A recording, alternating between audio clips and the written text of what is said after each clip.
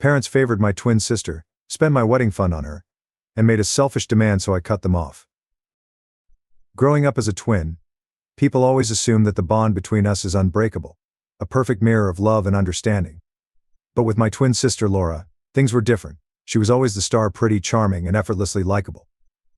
Teachers adored her, friends flocked to her, and our parents, well, they worshipped her. I was the quieter twin, the one who worked hard to get good grades and didn't crave the spotlight. Yet, no matter how much I achieved, I was always overshadowed by Laura's effortless grace. Family conversations revolved around her. If she wanted something, it was given, while my requests were often forgotten. Our childhood was filled with little moments that made it clear where I stood. Birthdays, for instance, were joint affairs, but the cakes were always what Laura liked, chocolate with strawberries, which I hated. Gifts would somehow align with her interests more than mine. I learned early to swallow disappointment, convincing myself it didn't matter. But the sting never truly faded. I spent most of my teenage years yearning for the kind of attention she received without asking. I wanted to believe it wasn't intentional, that maybe they didn't realize what they were doing. It wasn't until high school that I realized the depth of the favoritism. My parents openly funded Laura's extracurricular activities, expensive dance classes, summer camps, and the latest fashion trends. I had to beg for things like a used laptop for schoolwork, or even a new set of paints for my art class. I was the afterthought. Yet I kept silent, hoping that one day I'd be enough in their eyes. That hope was the thread I clung to, but I didn't know how thin it really was. When we turned 16, my parents made us both a promise. They'd started a wedding fund for each of us, meant to help with the big day when it eventually came. "You'll both have beautiful weddings," Mom said, her eyes brimming with excitement. At the time, it felt like an acknowledgement that we were equals. For once, it wasn't just about Laura. The promise of that fund became a quiet comfort, a sign that my parents would be there for me too, when it mattered most. I dreamed of a small but elegant ceremony, nothing extravagant, just something where I could feel special for once. In the following years, I focused on my studies and career, while Laura's life took a different path. She dropped out of college, dated a string of wealthy but unreliable boyfriends, and seemed to drift from one passion project to the next. Our parents never seemed worried. "She'll figure it out," Dad would say, always with a smile. Meanwhile, I worked tirelessly, building a steady career, finding love with my fiancé, Daniel, and carefully planning the life we wanted together. When Daniel proposed, it was the happiest moment of my life. We were both practical people, so we planned a modest wedding, knowing the fund my parents promised would help ease the financial burden. I called Mom to share the news, expecting joy and excitement. But her reaction was strangely muted, and that sinking feeling I'd grown familiar with returned. "We'll talk soon," she said, her voice heavy with something I couldn't quite place. It wasn't congratulations, it was hesitation. A few days after the engagement, my parents invited me over for dinner. Daniel couldn't join, so I went alone, eager to talk about wedding plans and the future. The evening started normally, with small talk and Laura's latest adventure dominating the conversation. But as we finished dessert, my mother's face turned serious. "There's something we need to tell you," she began, glancing nervously at my father. My stomach twisted in anticipation. I knew that tone, it was the prelude to bad news. "We used your wedding fund," she finally admitted. "Laura needed help with some things, medical bills. A down payment on her apartment." The words hit me like a punch. I sat frozen, struggling to process what she'd just said. "You used the fund?" I asked, my voice cracking. "The one you promised me," Mom nodded, looking genuinely apologetic.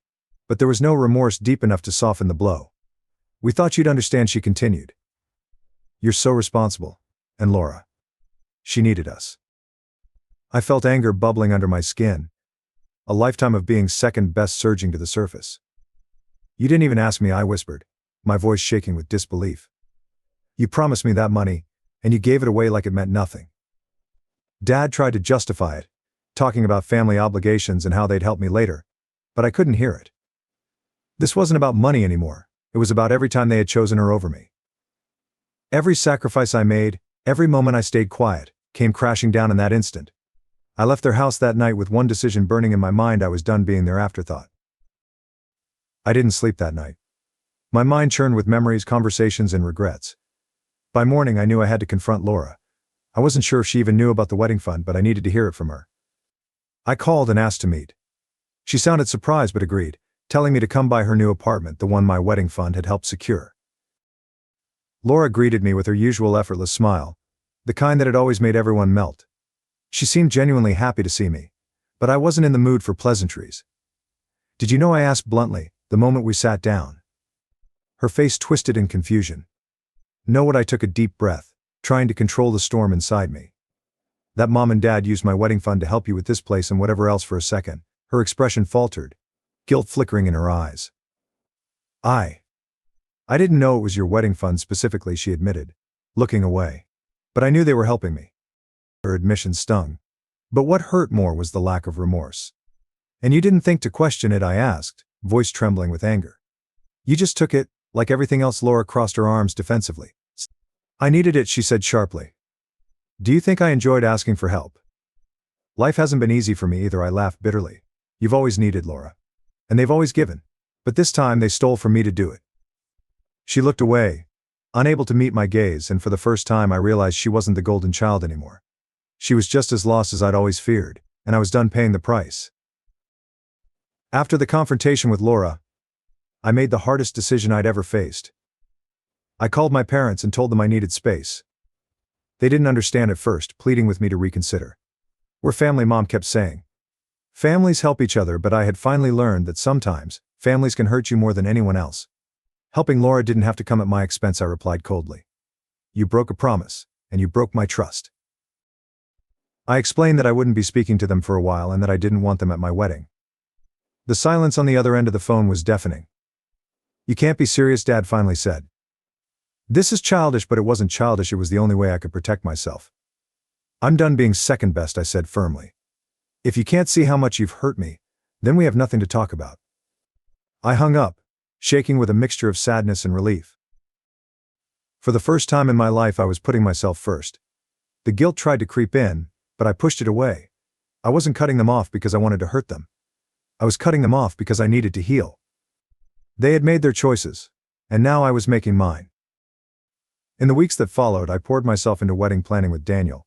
We tightened the budget, made compromises, and focused on what truly mattered: celebrating our love. Daniel was my rock, never once questioning my decision to distance myself from my family. You're doing what you need to do, he reassured me. This is your time. His support meant everything. It reminded me that family isn't always the one you're born into, it's the one you choose. I reached out to friends, reconnecting with people who had always been there but whom I'd neglected in my quest for parental approval. My best friend Megan stepped in as my unofficial wedding planner, determined to make the day special despite our limited resources. We'll make it beautiful, she promised, her eyes sparkling with determination. And for the first time in a long time, I believed it. As the wedding date approached, I felt lighter. The weight of my parents' expectations and Laura's shadow no longer loomed over me. I was building something new, something my own, surrounded by people who truly cared for me. I missed the idea of the family I wished I had, but I no longer mourned the reality. Instead, I embraced the future, ready to start a new chapter in my life, free from the past that had defined me for too long. Just as I was starting to find peace, my mother began a relentless guilt campaign. It started with daily voicemails, each one more desperate than the last. You're tearing this family apart, she would say, her voice cracking with emotion. We did what we thought was best. Don't let one mistake ruin everything. I deleted them at first, unwilling to let her words burrow into my mind. But the calls kept coming, turning into long text messages about forgiveness and family bonds. The sheer volume of it made it clear they weren't going to let me go without a fight. Then came the flying monkeys, as Megan called them, relatives who suddenly appeared out of nowhere to plead my parents' case. An aunt I hadn't spoken to in years left a voicemail about how I was being cruel and selfish. A cousin chimed in on social media, posting vague messages about how family should come first, no matter what. It was exhausting, like trying to outrun a tidal wave of misplaced loyalty. The message was clear: I was supposed to forgive, forget, and move on. But I couldn't. Not this time. The betrayal was too deep, and their apologies weren't genuine. They were demands disguised as remorse. They weren't sorry for what they did, they were sorry for the consequences. I saw it clearly now. Every message they sent, every relative they recruited, only solidified my resolve. I wasn't going to let them manipulate me back into submission. I had made my decision, and I wasn't going back. One afternoon, as I was finalizing wedding details with Daniel, there was a knock at the door. I opened it to find Laura standing there, looking unusually disheveled. Her normally polished appearance was gone, replaced by an air of anxiety and weariness. "Can we talk?" she asked softly. I hesitated, unsure if I wanted to hear whatever she had to say. But curiosity and a lingering hope for closure made me step aside and let her in. We sat in the living room, the silence thick between us. "I'm sorry," she finally said, her voice barely above a whisper. "I didn't realize how much I was taking from you." I never thought. She trailed off, tears welling in her eyes. For the first time in years, she looked vulnerable, like the sister I'd always wished she could be. "I didn't know they used your fund until you told me. And when I did, I couldn't stop thinking about it." I wanted to believe her, but I'd been hurt too many times. "Why are you here, Laura?" I asked, my voice steady but cold. She flinched at my tone. "I'm here because I miss you," she said. "And because I don't want to be the reason you lose your family." The sincerity in her eyes gave me pause, but it didn't erase the past. "It's not just about the money," I said, my voice softening. "It's about everything. You've always been their favorite, and I was always the afterthought. This was just the final straw." Laura nodded, wiping her tears. "I know," she admitted. "And I've been selfish. I let them spoil me, and I took it for granted. But I don't want to lose you, and I'm willing to fix this." Her words hung in the air, heavy with the possibility of reconciliation. "I'll talk to Mom and Dad," she continued. "I'll make them understand what they did. And if they don't, I'll stand by you. You're my sister, and I don't want this to be the end." It was the apology I had always wanted, but hearing it now felt bittersweet. Part of me wanted to embrace her, to believe that things could change. But the other part, the part that had been hurt too many times, remained wary. "This isn't something you can fix with one conversation," I said carefully. "It'll take time. And I need to know that you're serious." Laura nodded again, determination shining through her tears. "I am," she promised. "I'll prove it." For the first time in a long time, I saw a glimmer of hope. Maybe, just maybe, this wasn't the end of the story. But I knew better than to trust too quickly. Laura had to earn back my trust, and so did my parents. Only time would tell if they could. Days passed, and I waited to see if Laura's promises were just empty words. I wasn't sure what to expect, but I didn't have to wait long. One evening, Mom called me again, but this time her tone was different, quieter, almost resigned.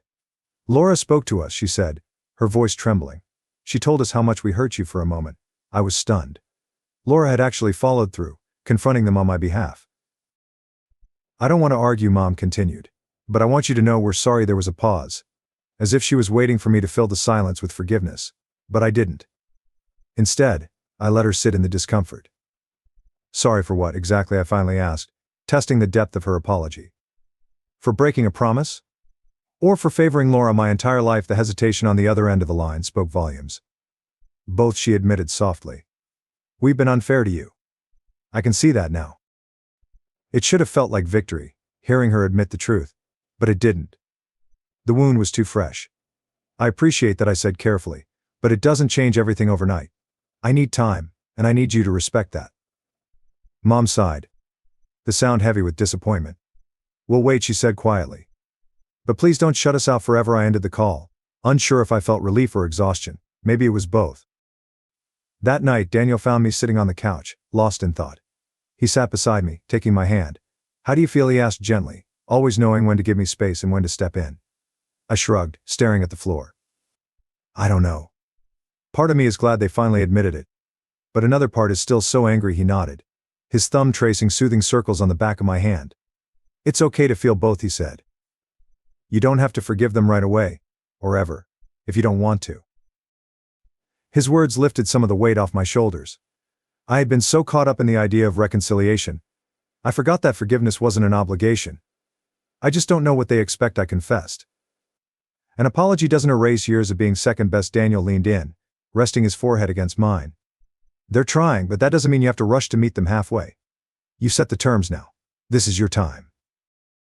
I exhaled, feeling some of the tension ease. "Thank you," I whispered. "For always being on my side." Daniel smiled, his eyes filled with warmth. "Always," he said. "You've got a new family now, and we're not going anywhere." In that moment I realized that whatever happened with my parents, I wasn't alone. I had Daniel, our future together, and the people who truly cared. That was enough. With the wedding only a few months away, the question of whether to invite my parents loomed large.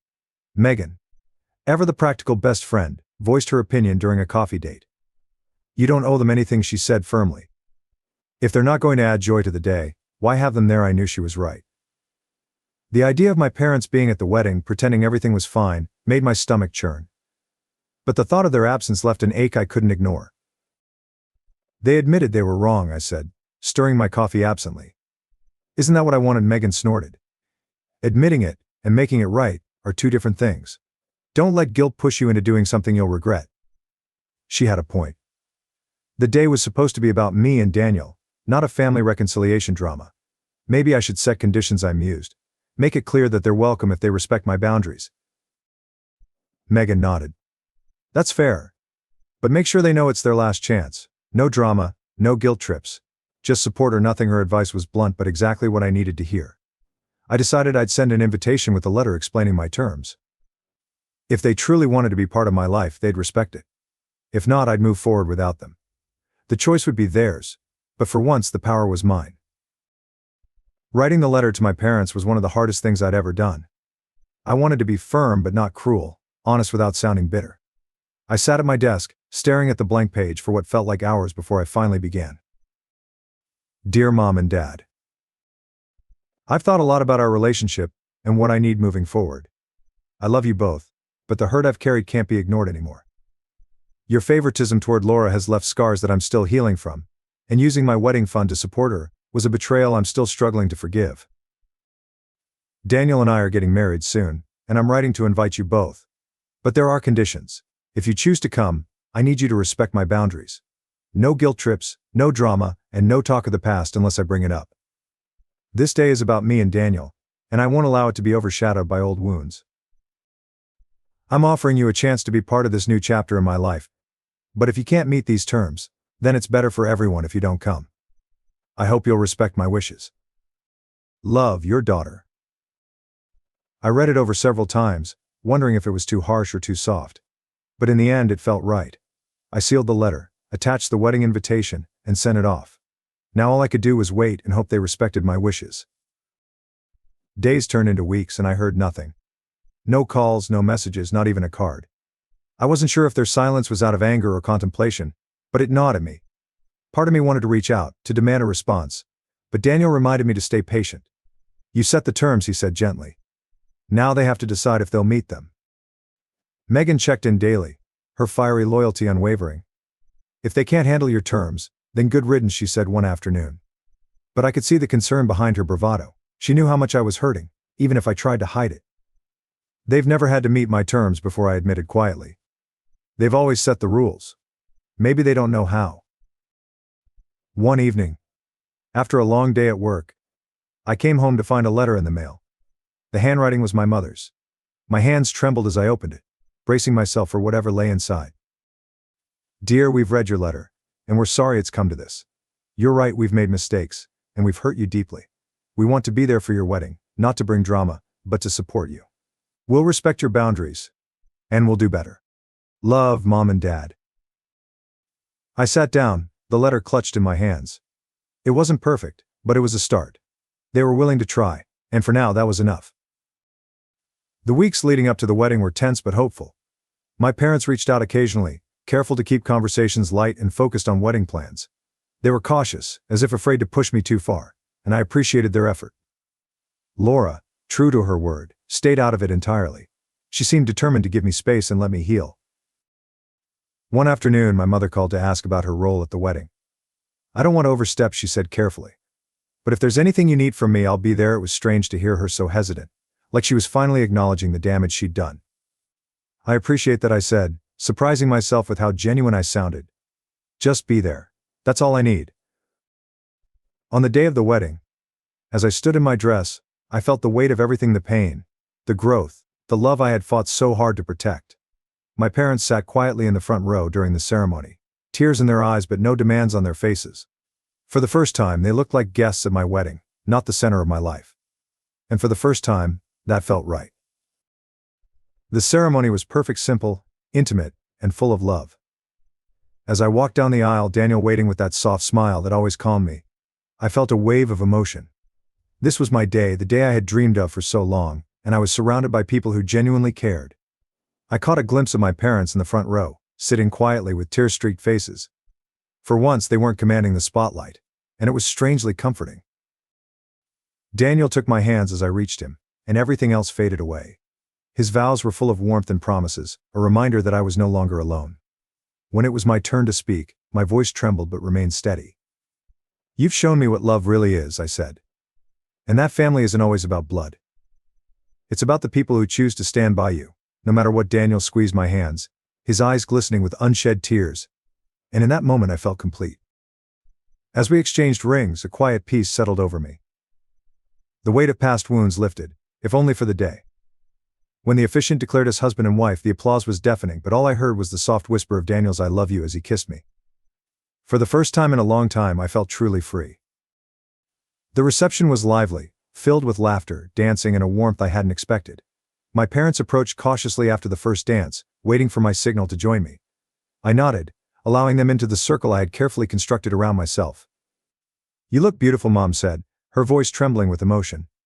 "Thank you," I replied. The words simple but sincere.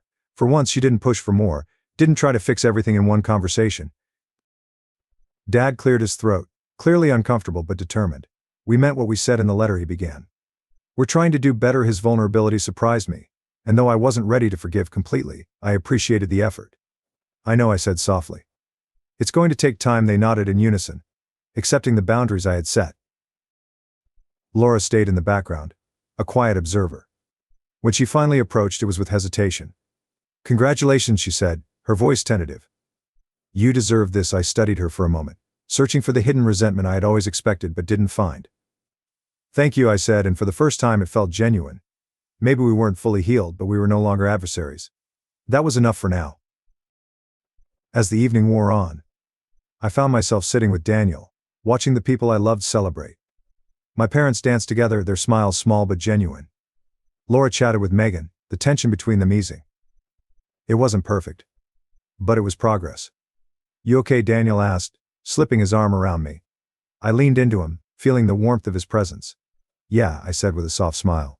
"Better than okay." It wasn't the wedding I had originally imagined when I was younger, but it was everything I needed. I had learned that love doesn't always come wrapped in perfect packages. Sometimes it's messy, painful, and imperfect, but it's still love. My parents were trying, and so was Laura. That was more than I had ever expected, and for the first time I felt hopeful about our future. As the night wound down, Daniel and I prepared to leave, the crowd cheering as we made our exit. I glanced back one last time, seeing my parents watching with a mixture of pride and sadness. I gave them a small wave, a silent promise that this wasn't the end. It was a new beginning, not just for me and Daniel, but for all of us. We still had a long way to go, but at least we were finally on the right path. Daniel and I left the reception to a shower of cheers and sparklers, stepping into a car decorated with the usual "just married" signs. As the city lights blurred past, I let out a long breath, finally allowing myself to relax. "We did it," I whispered, glancing at Daniel, who grinned back. "We did," he said, his hand firmly in mine. The weight of the past months lifted, leaving only the anticipation of our new life together. Our honeymoon destination was a secluded beach resort, far from the chaos we had left behind. The first morning we woke to the sound of waves crashing against the shore, and the soft scent of salt in the air. I stood on the balcony, letting the sun warm my skin. For the first time in what felt like forever, there were no calls, no demands, no expectations. It was just us. "This feels unreal," I said as Daniel wrapped his arms around me from behind. "It is," he murmured. "And it's ours." We spent our days walking along the beach, laughing over shared memories and talking about the future. Each moment was a reminder that I had made the right choices. I had chosen love, peace, and happiness over resentment and obligation. And for the first time in years, I felt truly free. On the third day of our honeymoon, I woke up to find a message from Laura on my phone. My stomach tightened as I debated whether to open it, unsure of what it might contain. Daniel noticed my hesitation and placed a reassuring hand on my shoulder. "You don't have to deal with it now," he reminded me. But curiosity got the better of me and I opened it. "Hey, I know you're on your honeymoon, but I just wanted to say thank you. Thank you for letting Mom and Dad be there, and for not shutting me out completely. I know I've hurt you, but I'm really trying. I hope one day we can be sisters again, the way we should have been all along. Enjoy your time with Daniel. You deserve all the happiness in the world. Love, Laura." I reread the message several times, unsure how to feel. It was heartfelt, and it felt different from the apologies I had received before. There was no guilt, no expectation, just a quiet acknowledgement of the past and a hope for the future. "Are you okay?" Daniel asked, his voice gentle. I nodded slowly. "I think so," I said. "She's trying. They all are, and for the first time I felt like maybe, just maybe, I could try too." When we returned from our honeymoon, I felt renewed, ready to face whatever came next. The first call I made was to Laura. She answered quickly, surprise evident in her voice. "Hey," she said, almost hesitant. "Hey," I replied, unsure of where to start. "I got your message." "Thank you." There was a pause, then a soft exhale of relief on her end. "I wasn't sure if you'd respond," she admitted. "I wasn't sure either," I confessed. "But I think I'm ready to try." Slowly, the relief in her voice was palpable. "I'd like that," she said, her voice trembling with emotion. "I don't expect us to fix everything overnight. I just want to be better, for both of us." We talked for a while. Not about the past, but about lighter things: her work, my honeymoon, the little things sisters should share. It wasn't perfect, but it was a start. And that was enough for now. I was still learning how to navigate the tangled web of family and forgiveness, but I was finally doing it on my terms. Boundaries were being set, bridges were being built, and for the first time in a long time, I felt like I was moving forward, not just away from the pain, but towards something better. A few weeks after returning from the honeymoon, I was surprised by an unexpected knock at the door. Peeking through the window, I saw my parents standing there, looking nervous and unsure. Daniel glanced at me, concerned. "Do you want me to answer?" he asked gently. I shook my head, taking a deep breath. "No, I've got this," I said, feeling stronger than I had in years. When I opened the door, they both greeted me with tentative smiles. "We were in the area and thought we'd stop by," Mom said, her voice hesitant. It wasn't like them to visit without calling, and I could tell they weren't sure how to proceed. "Come in," I said, stepping aside. They looked relieved, as if they had expected me to slam the door in their faces. Daniel gave me a reassuring squeeze on the shoulder before heading to the kitchen to give us space. We sat awkwardly in the living room, the silence heavy. Finally, Dad spoke. "We wanted to see how you're doing. And thank you again for letting us be part of the wedding," he said, his voice sincere but uncertain. Mom nodded, adding, "It meant more to us than you know." Their gratitude seemed genuine. But I was cautious. "I'm doing well," I replied, keeping my tone neutral. "And you're welcome." The conversation stayed polite but distant until Mom sighed and broke the silence. "I know it's not enough to just say we're sorry," she began, her voice trembling. "We failed you, and we'll probably never fully make up for it." Her eyes glistened with unshed tears. "But we want to try. If you'll let us." It was the most vulnerable I had ever seen her, and it caught me off guard. I leaned forward, the weight of years of pain pressing on my chest. "You hurt me," I said quietly.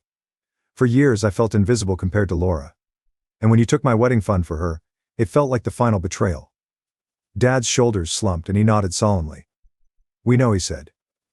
"And we'll carry that regret for the rest of our lives." The room was thick with emotion, and for a moment I didn't know what to say. But then I realized something: they were finally listening, really listening. "I'm not ready to forgive completely," I said, my voice steadier now, "but I'm willing to take small steps."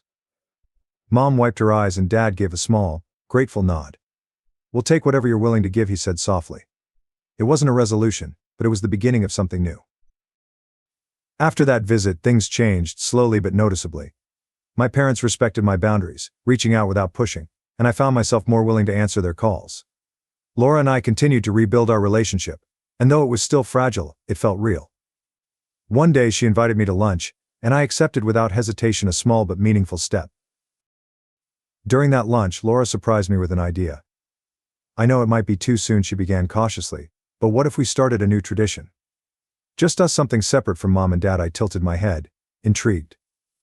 "What kind of tradition?" I asked. She smiled, a little shy. "Maybe a sister's trip every year? Something small at first. We could pick a place, go somewhere peaceful." The idea warmed me in a way I hadn't expected. "I like that," I said, surprised at how easily the words came. "Let's do it." It felt like a step toward reclaiming the bond we should have always had. As we talked and planned, I realized that forgiveness wasn't a single act, it was a journey. And maybe, just maybe, we were finally on the right path. Months passed, and the weight of old wounds grew lighter. My parents continued to respect my boundaries, and Laura and I found a rhythm in our new relationship. The first sisters' trip took us to a quiet coastal town, where we spent hours walking along the beach, talking about everything and nothing, It was peaceful, simple, and healing. Back home, Daniel and I settled into married life, stronger than ever. One evening, as we sat on the porch watching the sunset, I reflected on how far I'd come. "I never thought I'd be here," I said, leaning into him. "I thought the pain would always be with me." Daniel kissed the top of my head. "You've grown so much," he said. "And you've created your own happiness, despite everything." He was right. The scars of the past would always be there, but they no longer defined me. I had found peace not in forgetting but in moving forward, surrounded by the love I had chosen and the family I had rebuilt. And for the first time I felt truly free, ready to embrace whatever the future held.